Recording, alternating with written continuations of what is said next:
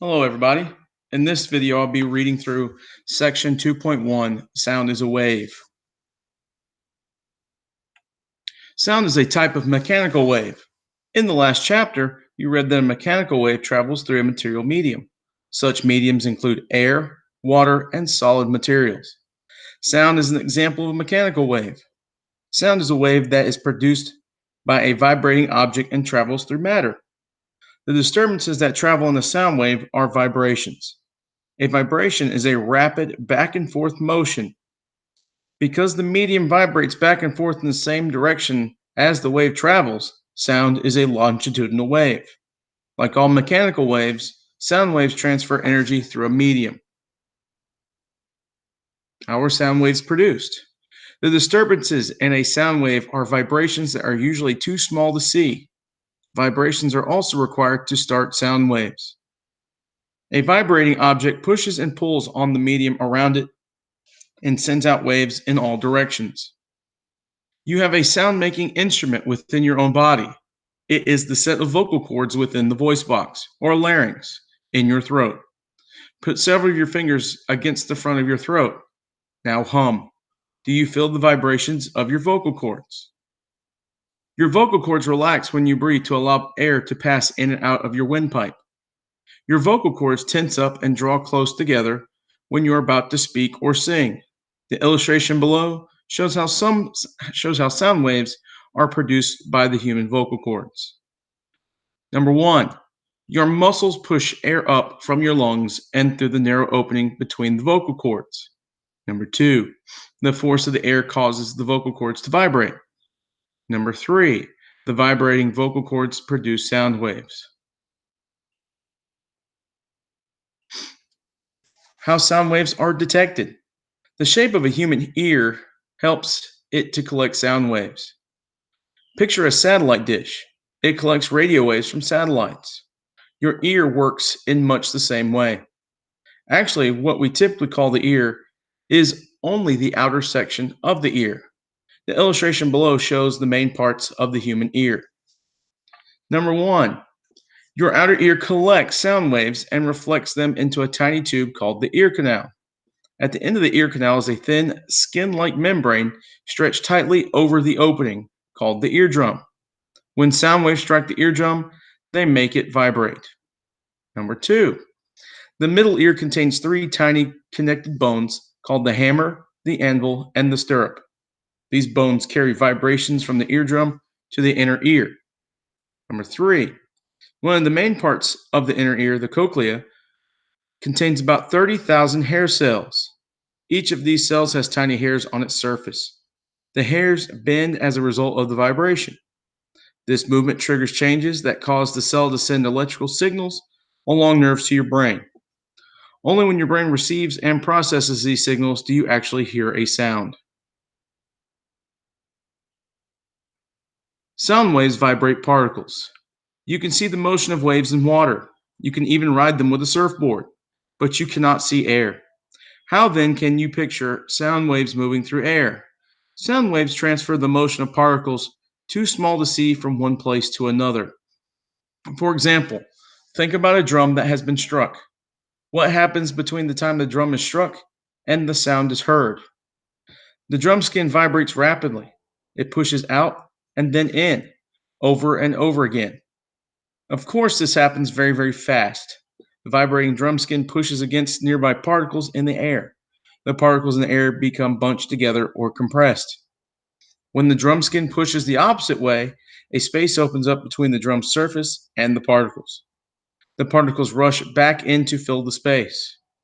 The back and forth movement or vibration of the particles is the disturbance that travels to the listener. Both the bunched up areas or compressions and the spaces between the compressions are part of the wave. Notice that the waves consist of repeating patterns of compressions and spaces between the compressions. The compressions are areas of high air pressure. The spaces between the compressions are areas of low air pressure. The high and low pressure air pushes and pulls on the surrounding air, which then pushes and pulls on the air around that. Soon a sound wave has traveled through the air and has transferred kinetic energy from one place to another. In the middle 1600s, scientists began to do experiments to learn more about air. They used pumps to force the air out of enclosed spaces to produce a vacuum. A vacuum is an empty space.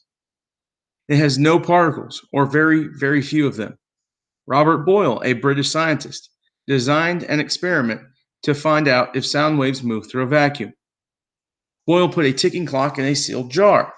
He pumped some air out of the jar and still heard the clock ticking. Then he pumped more air out.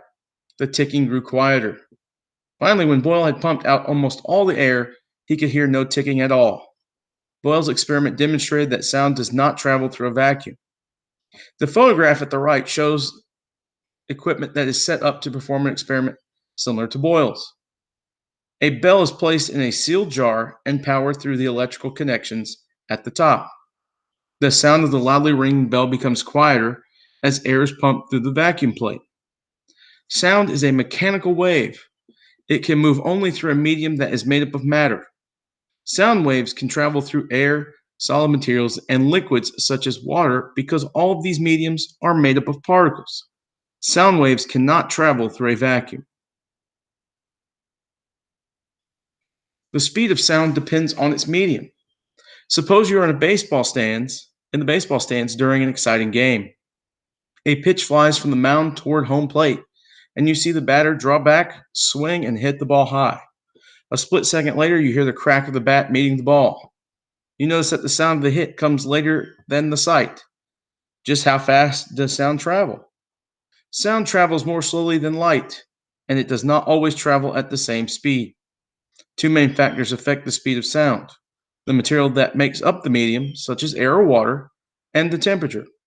If we know the medium and the temperature, however, we can predict the speed of sound.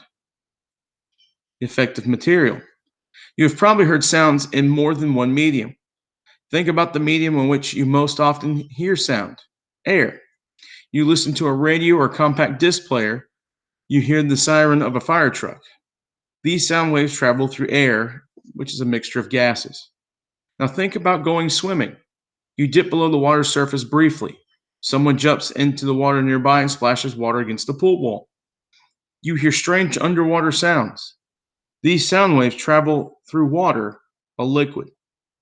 Sounds travel faster through liquids than it does through gases because liquids are denser than gases. That means that the particles are packed closer together.